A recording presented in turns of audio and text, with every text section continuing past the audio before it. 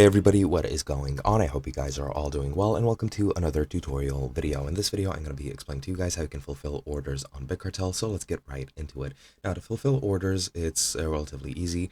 All you need to do is just follow the standard procedure for fulfilling orders and then ship them out to your customers. And where you can find your orders is here in the orders tab. Now, as you can see, I don't have any orders because my store is not public, neither do I actually sell anything.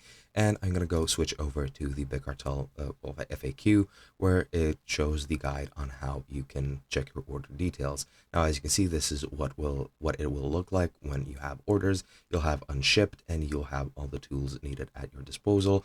You'll have the tools which will include the ability to print a packaging slip, which you do need to, well, stick to your package before you ship it.